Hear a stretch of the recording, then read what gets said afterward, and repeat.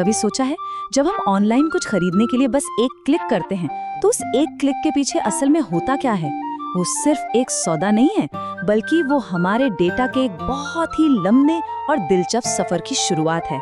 आज हम उसी सफर को समझने वाले हैं, ये देखने के लिए कि ये डेटा जाता कहाँ है और ये कैसे हमारी दुनिया को बदल रहा है। तो सच में उस बाई बटन को दबाने के ठीक बाद होता क्या है?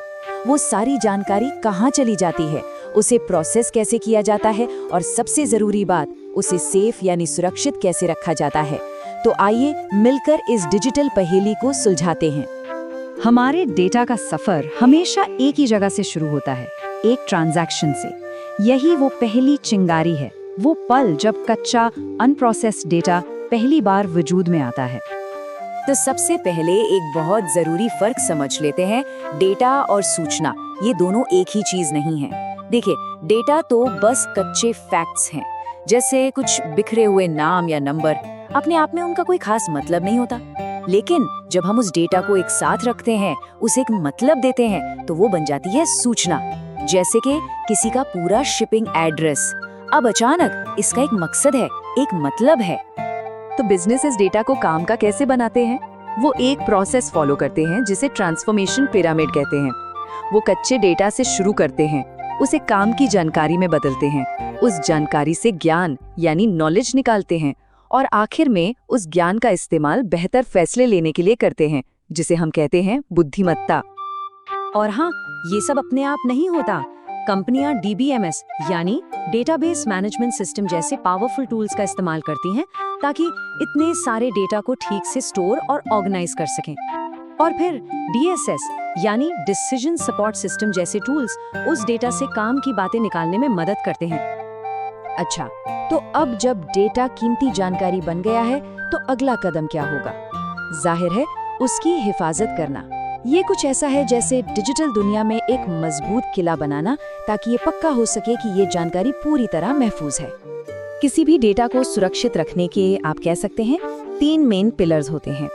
पहला है गोपनीयता, मतलब ये पक्का करना कि सिर्फ सही लोग ही उसे देख पाएं। दूसरा है अखंडता, मतलब डेटा एकदम सही हो, उसमें कोई छेड़छाड़ ना हुई हो। और तीसरा है उपलब्धता, यानी जब भी जरूरत हो वो सही लोगों को मिल सके। तो कोई सिस्टम ये कैसे तय करता है कि किसे एंट्री देनी है और किसे नहीं? इसके लिए वो 3 स्टेप्स वाला एक प्रोसेस इस्तेमाल करता है, जिसे एक्सेस कंट्रोल कहते हैं। पहला है पहचान। सिस्टम पूछता है, भाई आप हैं कौन? फिर आता है प्रमाणीकरण, अच्छा तो साबित करो कि आप वही हो जो कह रहे हो। और आखिर में प्राधिकरण, ठीक है आपकी पहचान पक्की हो गई है, अब आप ये काम कर सकते हैं। और ये जो साबित करो वाला हिस्सा है ना, इससे तो हम सब रोज ही देखते हैं। जब भी कोई वेबसाइट हमें एक OTP यानी वन टाइम पासवर्ड भेजती है, या फिर वो टेढ़ी मेढ़ी तस्वीरें दिखाकर कैप्चा भरने को कहती है, तो वो असल में हमारी पहचान ही पक्की कर रही होती है। ये पक्का करने का एक तरीका है कि हम एक असली इंसान हैं, कोई बॉट या हैकर नहीं। तो अब हमारा डेटा कीमती भी है और सुरक्षित भी। अब बारी है इसे सफर पर भेजने की, और ये यात्रा होती है इंटरनेट के बहुत बड़े इंफॉर्मेशन हाईवे पर, जो दुनिया भर के कंप्यूटरों को एक दूसरे से जोड़ता है। यहाँ पर ना एक आम कंफ्यूजन को दूर करना बहुत जरूरी है। इंटरनेट और वर्ल्ड वाइड वेब एक चीज नहीं है। इंटरनेट को आप उन सड़कों और हाईवे का नेटवर्क समझिए जो शहरों को जोड़ते हैं, और वेब उस हाईवे पर चलने वाली एक सर्विस है, जैसे कोई कुरियर सर्विस जो उन सड़कों का इस्तेमाल करके पैकेज पहुंचाती है। वेब बस जानकारी शेयर करने का एक तरीका है। और हम इस वेब पर घूमते कैसे हैं? URL की मदद से, जिसे हम वेब एड्रेस भी कहते हैं।